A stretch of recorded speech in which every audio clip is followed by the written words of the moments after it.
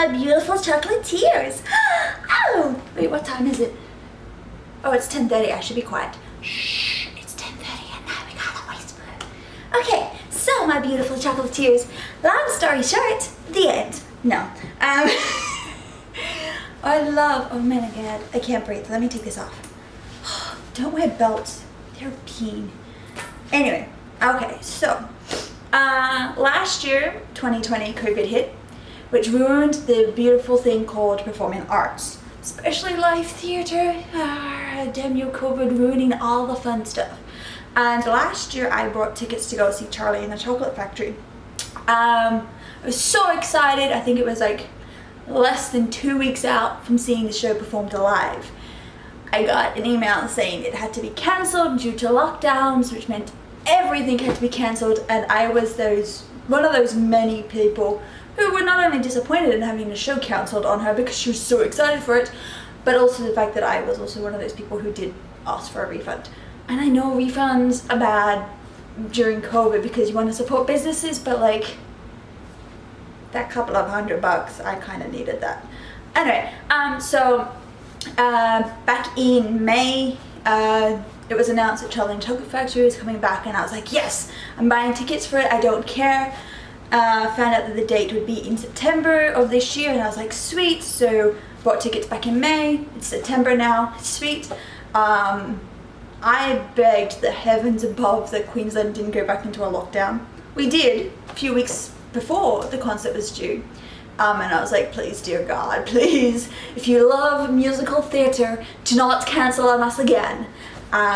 Thankfully, my prayers are answered and musical theatre got to have its performance live. So Charlie and Chocolate Factory got its first opening night in Brisbane tonight, the 2nd of September, which is absolutely phenomenal.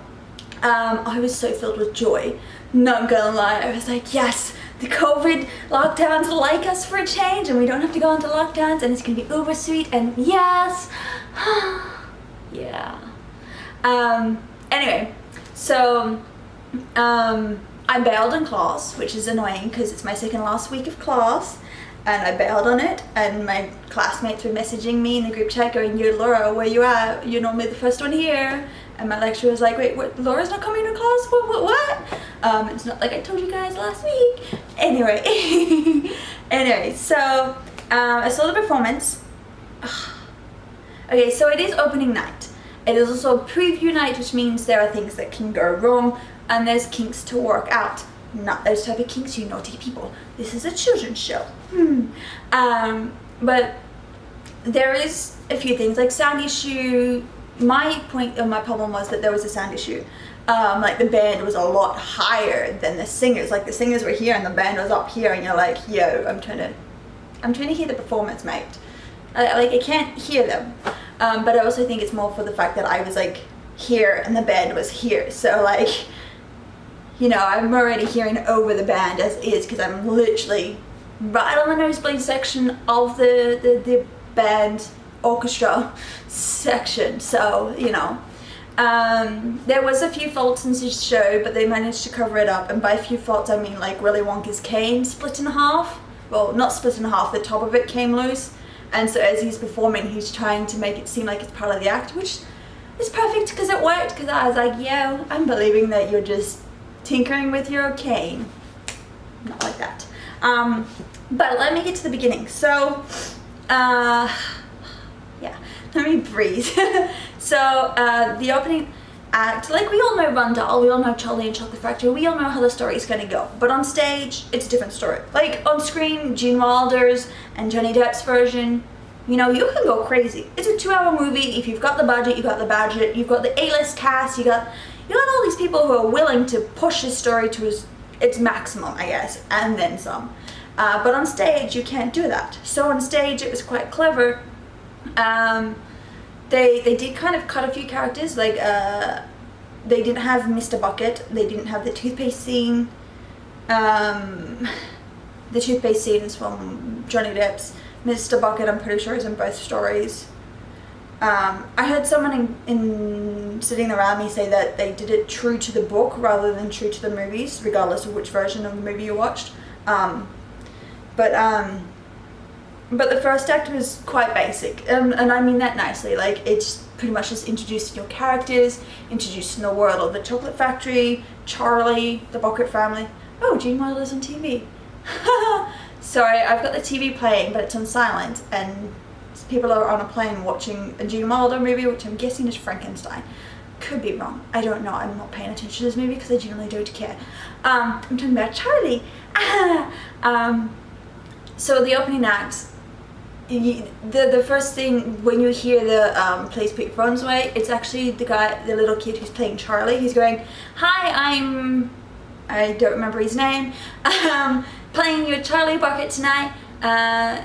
Phones are prohibited," and so I was recording, and that was so cute to hear. And then the overture of the band orchestra started playing, and that's when the scene was set. We got introduced to Mr. Wonka first, which is different, and then we got introduced to the rest of the characters. The way that they did it was quite clever. The stage was busy, and I mean that in the nicest way. Like, one side you had the candy store, the other side you had the bucket house, and then the backstage was like the factory and the rest of the town. So it was very busy. Like, your eyes had everywhere to look at. The only thing that stopped you from looking around was the way that the lights dimmed and popped up again, and characters not missing their beats by like just standing still and having very minimal movements compared to the other characters who were on stage. So you got introduced to all them. And when they came to introducing the golden tickets, oh, by the way, there's no Slugworth, spoiler alert, but when it came to the introducing of the golden tickets and those characters, again, it was very busy, it was full of life, but they made it seem like it just flowed together, and it was beautifully done. Their transitions between scenes, they used the backdrops to do that, they used the lighting cues, it was very brilliantly done. And then it came to Act 2. Act 2 was so beautiful.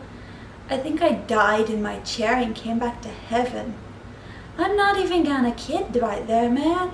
Like, we got introduced to the chocolate factory again because it's a stage. You can't have this wonder. You can't have this cheesy. Oh my God! Watch Mr. Wonka fumble his walk and tumble and this and that. Like, no.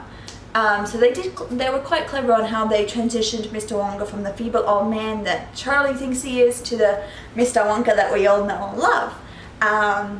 So there was like a bit of crowding and then costume change. Yeah.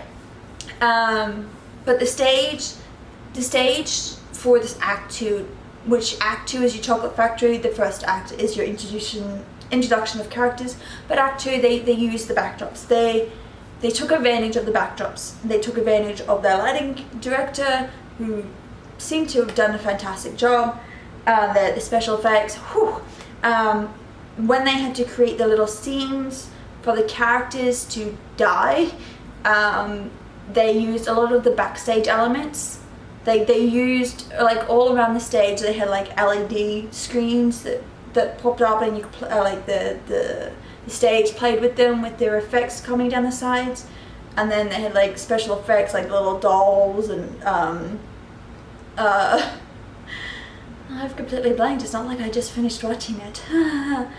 And like random things just being thrown from side stage onto stage, and it's incredible. Though there is one thing that they don't do in the stage, is that they don't show the characters in their final form. You know how when you watch the movies, like Mike TV's stretched and Veruca Salt's all, yeah, and the blueberry chick, Violet, is like all blue. They don't show any of that. So you don't see any of that, but you do get the hint of what happened to these characters. Violet explodes on stage, which is weird. Veruca gets literally ripped apart on stage. Mike TV shrinks into a little Barbie Ken doll, and Charlie's the only one that survives. Oh, and Augustus, we all know what happens to Augustus. Yeah. Dodie down the chocolate fountain, ladies and gentlemen. But I couldn't stop laughing, I couldn't stop cheering. I'm so glad that I heard the soundtrack beforehand, because like I mentioned, the band was up here, the singing was down here. So I was like, okay, glad I got the soundtrack. I heard it online already, because like I could get in the vibe without going, Jesus Christ, can this band stop? So that was cool. It was like it was a wonder. It was fantastic. It was fantabulous. It was everything. It was so fudgesticles. I screwed that word up. That I honestly want to go see it again, but I know they extended it because it was only supposed to go for a month, but they extended it now to I think in the middle of October, and I really want to go see it again, but I can't because work and other commitments are in the way. And I don't mean that as a bad thing. It's just I want to go and continue supporting the performing arts, but I can't because life. Yeah, life. But it's amazing. It's incredible. It's absolutely a must-see. Grandpa Joe, the guy who plays him, does a fantabulous job. There is so many old references that Grandpa Joe makes, because we know Grandpa Joe is a storyteller. It's very Australianized. Let's just say that. Like there was topics where Grandpa Joe was like, "Remember Burke and Wills and I worked for them, and whatever happened to them?" And then he'd make a comment about the Titanic, which is clearly American, going, "Yeah, that's what the captain said when he put me in charge of the Titanic, and look how that went." And then he'd make comments about the Eureka Stockade, and like, you have to know your Australian history in order to understand what Grandpa Joe is talking about. Otherwise, it just floats over your head. So if you're a little kid, you're gonna be like, "What's Eureka Stockade? What's Burke and Wills? What's Titanic?" You know, I can guarantee you if my siblings saw this, they'd be like, "Laura, what does this mean?" And I'd be like, "I don't know." No, I do know. I was taught the Eureka Stockade, and I was taught Burke and Wills. Titanic came later in life. There's references that Willy Wonka makes that are kind of, I wouldn't say crude. It's very definitely family-friendly crudeness. But there's a lot of comments that I feel like are definitely an adult joke.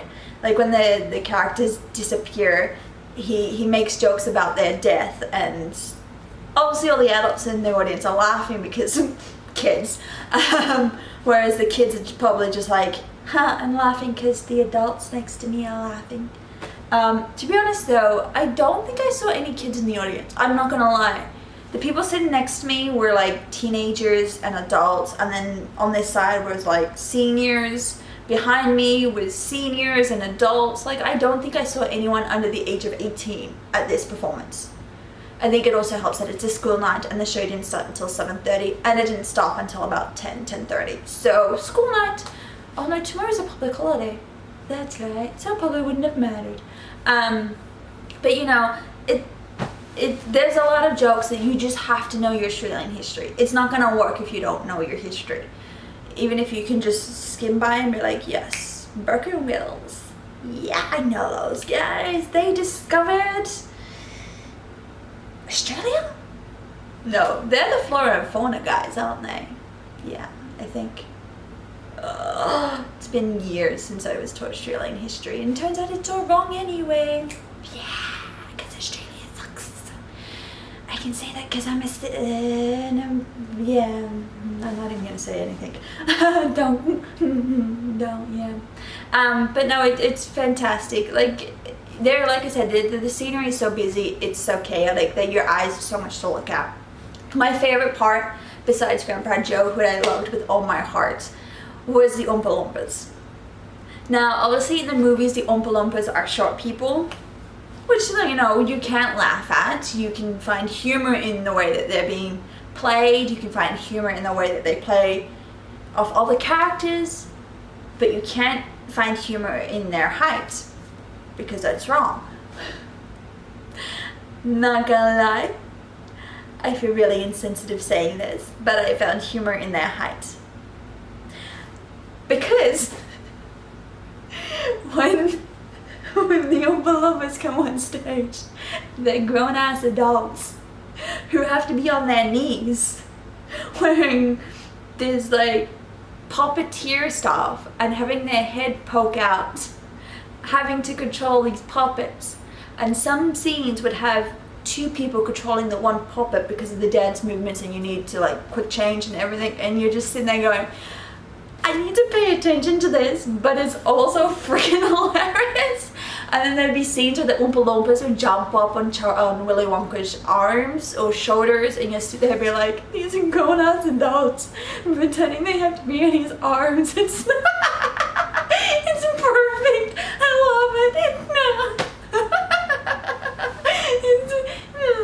You just have to watch it. Like, this is the only time where you're like, okay, cultural insensitivity, what's that? Because I remember I was walking back to my hotel and people next to me were talking about, you know, there's a lot of things I laughed at, and I feel like it's culturally insensitive to laugh at Augustus and his mother because of the things they did, and then laughing at Veruca and her jokes about North Korea because she's Russian, and it's funny, but like, cultural insensitivity, but like, humor, it's worth it.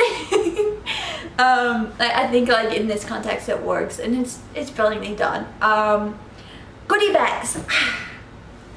No, I haven't posted. I was gonna say I posted on Instagram, but I haven't posted yet.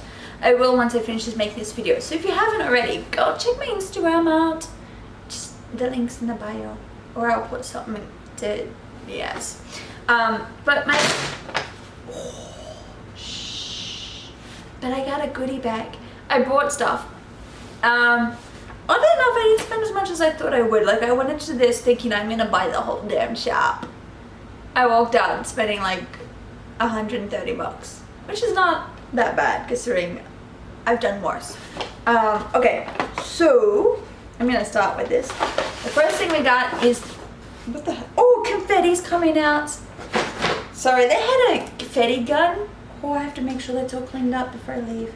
They had a confetti gun, and it just randomly blows up, like, not badly, but like just from coming from side stage, and you're like, whoa, and then you're covered in confetti, and then you have to quickly pay attention to the stage because you're just so distracted. Like, there's special effects done on stage that, you know, you can't do on stage, and the way that they did it was beautifully done. They had Charlie fly a paper plane, and instead of having it fly across the stage, Charlie flew it out into the audience. So from the stage up until the balconies, you would have a paper plane going, and then you just watch that for like a quick second before coming back to stage, and it was cool. You know, like, they got creative with how they did this, because like theoretically it doesn't work on stage, but it works on stage. So this is the program. 99% of it is just junk. I'm not even kidding. Like, the last 10 or so pages is literally just advertisements for radio stations and newspapers, because we still care about those people and their jobs. I love how on the back it talks about how it's actually like a chocolate bar. I think that's clever. But like the artwork in here, they've even got some puzzles that you can fill out, some make your own paper planes. Yeah. There's a nice little thank you for like the Brisbane peoples, because we had our show cancelled on us last year. Your stage pictures, which is all fine and dandy.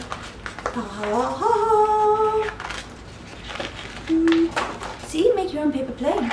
I feel like a teacher who's reading this out to a class. But oddly enough, what I found really surprising is, like, see, radio stations. Cast ensemble breakdown. But what I found really surprising before I interrupted myself was that the kid playing Charlie is the only one who's actually a kid. I'm pretty sure the kid who played Mac TV, Augustus, Violet, and Veruca, I'm pretty sure they're all teenagers. They're probably all over the age of 12. I think Mac TV, the guy who played Mac TV, would probably be at least 16. I'm trying to get this open. And I think Charlie is the youngest, who probably looks no older than 10. And they state in the the bio of whoever, how old, not really how old the kids are, but like it kind of gives you an idea of like, hey, this kid's been in theaters since like the early 2000s. So it doesn't give you their exact age, but it definitely gives you enough detail to be like, yo, okay, I can see that you're not 5. But yeah, and a lot of these people are like classically trained in a lot of things. Like the person who plays Ryuko Salt is actually trained in ballet, and there's a few ballet performances on there, which is pretty cool to watch. So it's kind of like, it was like, I want to say like your ballet mixed with contemporary, mixed with lyrical, mixed with whatever the hell Charlie and the Chocolate Factory is. They have the Broadway version of the book. Ha ha ha. Yeah, I'm trying not to get the TV glaring.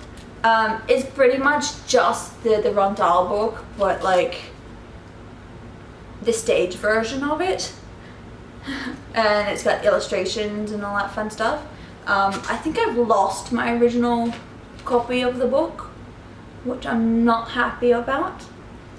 But now I have this one and I can cherish this one a lot more. CDs. It's actually really funny, even though I've heard the songs on Spotify, I have to buy a CD.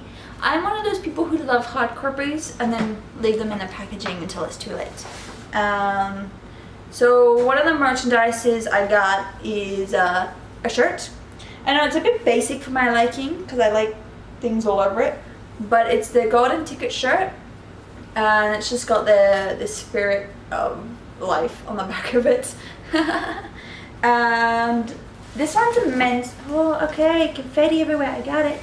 Gotta clean it up before I go. This is another one. It's unisex size, and then the back of it just says Australia. So pretty much like, you know, the shirts can be used within any state that is allowed to have Charlie and the Chocolate Factory, that is allowed border travels. That's going to be interesting.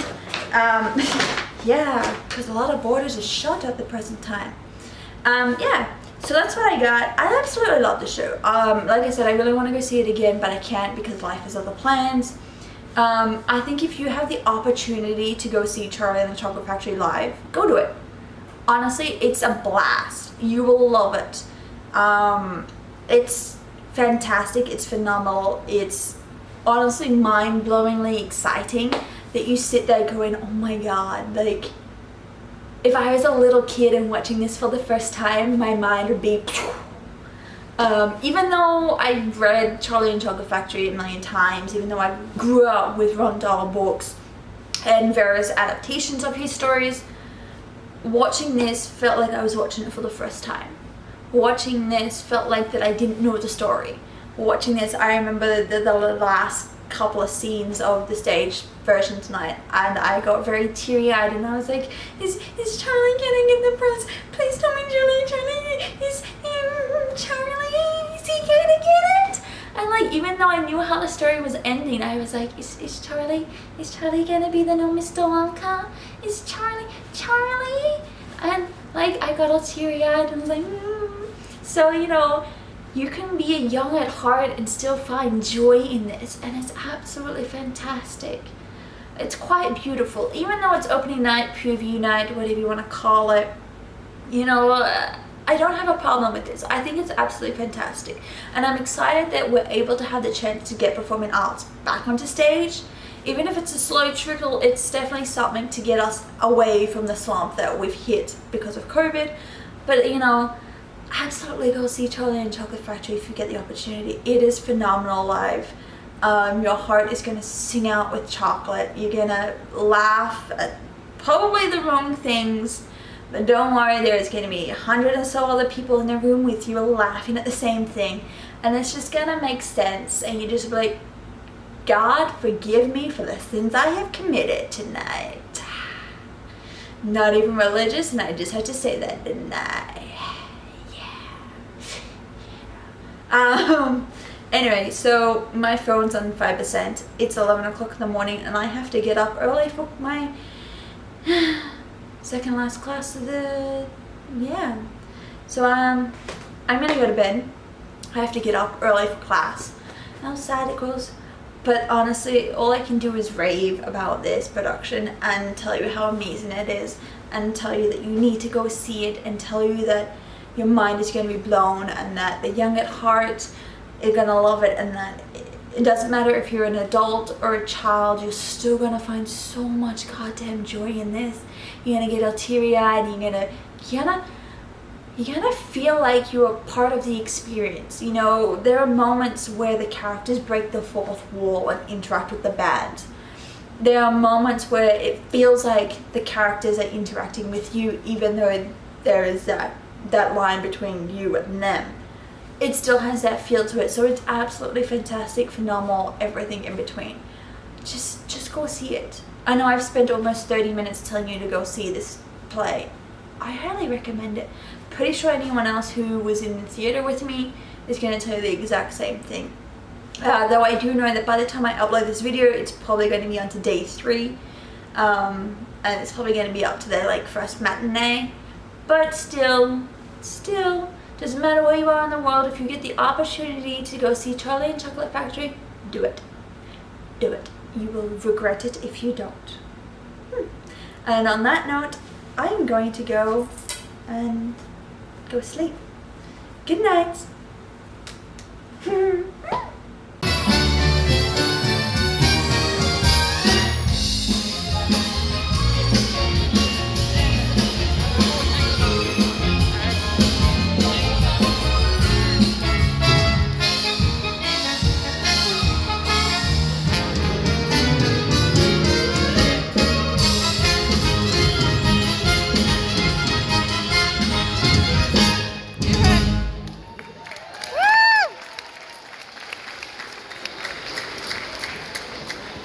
No, you're right. Brilliant, wasn't it? It was.